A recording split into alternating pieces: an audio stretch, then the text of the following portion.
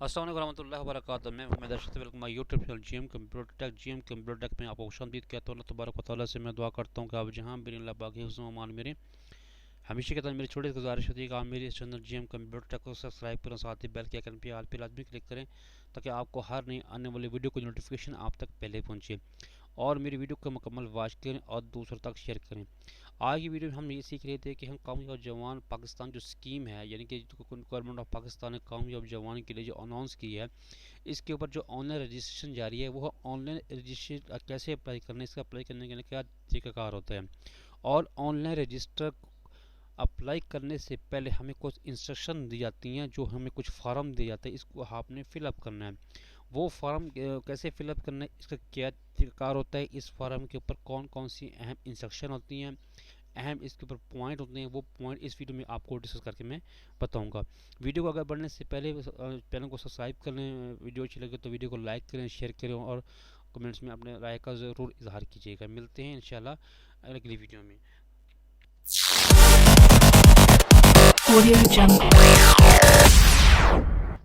Last topic हमने ये discuss किया था कि आपकी इब्तदाई मालूमात पूछी गई थी, यानी कि आपका नाम, आपका CNSE नंबर, आपकी CNSE के डेट को इशू आपको ये पूछी गई थी। इस वीडियो में आपको ये आपसे ये बताया जाएगा कि जो हम फार्म ऑनलाइन फिलअप कर रहे होते हैं, इसमें जो हमारी अगली ऑप्शन आती है, यानी कि हमारे ज़ाती मालूमात की ऑप्शन के बाद हमारा जो अगला मरला आता है, वो मरला आता है कि ये हमारा जो इम्पोर्टेंट मरला है, इसको आपने फिलअप करना है। तो सबसे पहले हमारा ये मरला आएगा जी कि हम ये पूछा जाएगा कि आपके ज़ेर कफ़ालत अफराद के कितने अफराद हैं और इस खाने में इनकी तादाद मुंतखब करें। ज़ेर कफ़ालत अफराद में का मतलब ये होता है, अगर आप शादीशुदा हैं तो आपकी शादीशुदा में अगर आपके फैमिली में आपके बच्चे हैं, आपकी मिसेज़ हैं, आपके वालिद साहब हैं, आपकी वालदा हैं, तो आपके वो ज़ेर कफ़ालत आ जाते हैं। उनकी जो तादाद है आपने यहाँ पे आपने मेंशन करनी है, यानी कि आपकी फैमिली में जो तादाद हैं वो किस किन की तादाद क्या है, तो आपने यहाँ से उनकी तादाद को मेंशन करना है, लिखना है। इसके बाद हमारी अगली एक कॉलम आता है कि इस खाने में आप अपनी मौजूदा अजवाजी हैसियत का इंतखाब करेंगे, यानी कि अगर आप शादीशुदा हैं तो आपने शादीशुदा को आपने क्लिक करना है, कि अगर आप गैर शादीशुदा हैं तो आपने गैर शादीशुदा को आपने यहाँ से क्लिक करना है। इससे हमारी अगली ऑप्शन आएगी कि इस खाने में वालिद, शौहर या फिर किसी सरपरस्त का नाम दर्ज करें। इस खाने में कहते हैं जी, अगर आपके वालिद साहब हैं माशाल्लाह हैं, तो आपने अपने वालिद साहब का नाम यहाँ इंटर करना है। कि अगर कोई फ़ीमेल अप्लाई कर रही हैं तो आप उनको शौहर का नाम इंटर करेंगी, अगर आप फीमेल के उनके वालिद हैं तो उनका वालिद का नाम इंटर करेंगी, और अगर आप किसी के ज़ेर परस्त हैं यानी किसी के रह रहे हैं तो आपने यहाँ उसी का नाम इस खाने में इंटर करना है। इससे जी अगली हमें ऑप्शन उन्होंने मांगी गई है कि अगले खाने में शौहर, वालिद या सरपरस्त का कौमी शनाख्ती कार्ड नंबर इंटर करें। कहते जी कि अगर आपने वालिद का नाम यहाँ इंटर किया है तो आपने अपने वालिद का नाम इंटर करना है, और अगर किसी फीमेल ने अपने शौहर का नाम इंटर किया है तो उससे अपने शौहर का नाम इंटर कर रहा हूँ। अगर आप किसी ज़ेर कफ़ालत का नाम, सरपरस्त का नाम इंटर किया है तो आप इस खाने में उसी सरपरस्त का शनाख्ती कार्ड नंबर दर्ज करेंगे। कहते हैं जी उन्होंने अगर हमें मिसाल भी दी है कि जैसे कि 11 और 3 डिजिट नंबर ओनली लाइक, यानी कि इसमें कोई आपने हैश टैग का इस्तेमाल नहीं करना। उन्होंने बिल्कुल जो सीधी ऑप्शन देने के 1 2 3 4 5 6 7 साल में कुछ 1 2 ए भी है, जो भी है आपने यहाँ वो इंटर कर लेना है। बात ये याद रखिएगा कि ये हमें ऑनलाइन जो फार्म आपको मैं फ़िलअप करने का तरीका सिखा रहा हूँ, ये तरीका आपको इसलिए मैं सिखा रहा हूँ कि अगर आप अप्लाई करना चाहते हैं तो आपको किसी भी महल्ले पर दुश्वारी का सामना ना हो, यानी कि हर चीज़ आपको स्टेप बाय स्टेप समझ आ जाए और कहीं भी गलती की गुंजाइश ना रहे। इससे में अगली ऑप्शन आती है जी, इस खाने में आपने अपने मज़हब का इंतखाब करना है कि आपकी किस मज़हब से ताल्लुक़ रखते हैं, यानी कि हमने मज़हब का इंतखाब करना है कि यानी कि हमारा आप जो पर्सन अप्लाई कर रहे हैं, जो फीमेल अप्लाई कर रही हैं, उनका मज़हब क्या है, क्या वो अहले सुन्नत हैं, बरेलवी हैं, जो भी है आपने ABC आपने जहाँ वो अपने मज़हब का इंतखाब कर लेना है। आप जैसे आप यहाँ से क्लिक करेंगे आपके सामने बहुत सारे जो मज़हब हैं वो पुनः, जो इस्लाम होगा, और ब्रेलवी होगा, जो भी है ETC वो ओपन हो जाएगा। वो आपने यहाँ से क्लिक करते हुए उसको आपने क्लिक कर लेना है। उससे हमें अगली ऑप्शन आई गई है कि कामयाब जवान प्रोग्राम पाकिस्तान में तमाम नौजवान नस्ल के बेहतर मुस्तकबिल के लिए शुरू किया गया है, जिसमें 21 से 45 साल की उम्र तक के अफराद कर्ज हासिल कर सकते हैं। ये नहीं बल्कि वो अफराद जो किसी न किसी वजह से मजदूरी का शिकार हो गए हैं, वो भी इस प्रोग्राम से मुस्तफ़ीद हो सकते हैं। यानी कि गवर्नमेंट ऑफ पाकिस्तान ने ये जो प्रोग्राम शुरू किया है, इसका नौजवान नस्ल के लिए यानी किया है। अगर इसमें यानी कि जो एज की उम्र मैंने आपको पहले ही बताई थी, वो 21 से लेकर 45 साल तक इस एज की उम्र रखी गई है। ताहम अगर कोई नौजवान वो अफराद जो किसी न किसी वजह से मजदूरी का शिकार हैं, वो भी इस प्रोग्राम से मुस्तफ़ीद हो सकते हैं। ऐसा नहीं है कि जो किसी मजदूर अफराद वो इसके लायक नहीं है, ऐसा बिल्कुल भी नहीं है। मजदूर जो अफराद होंगे वो उसी प्रोग्राम में हिस्सा ले सकते हैं, इस प्रोग्राम से मुस्तफ़ीद हो सकते हैं, इस कामयाब जवान से प्रोग्राम से लोन हासिल कर सकते हैं। अच्छा जी,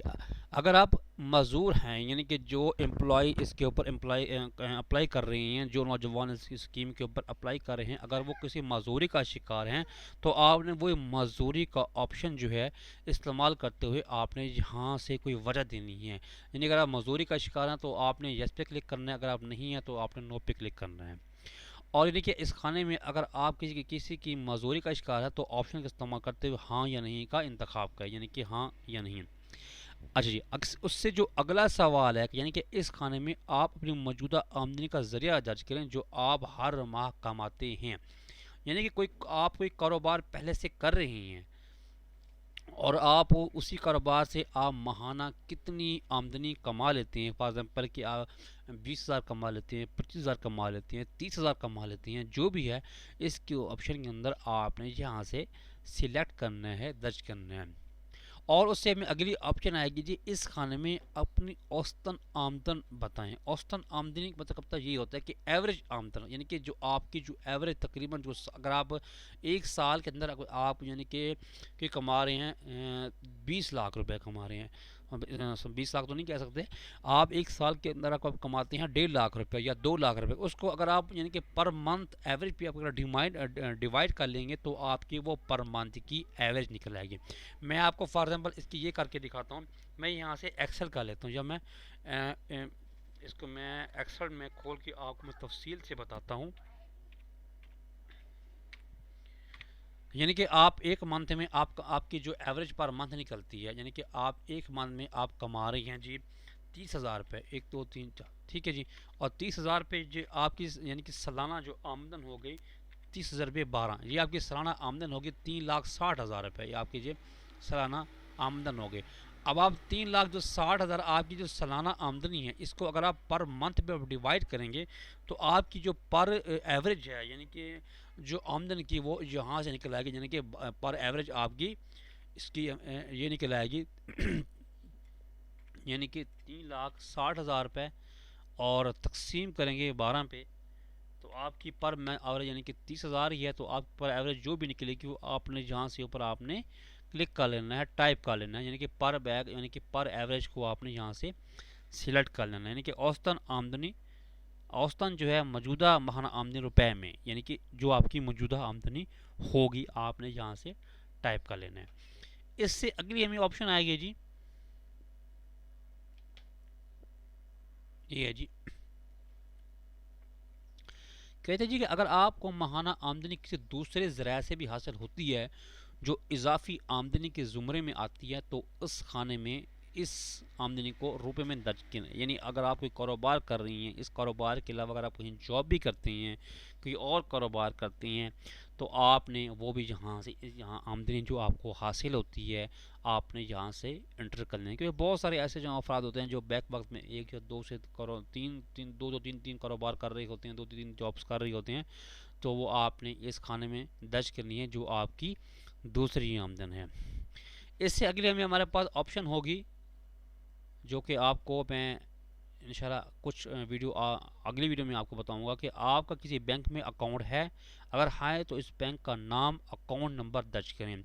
तो ये जो बैंक का अगर आपका अकाउंट है तो आपने बैंक का अकाउंट मेंशन करना है और बैंक का नाम दर्ज करना है।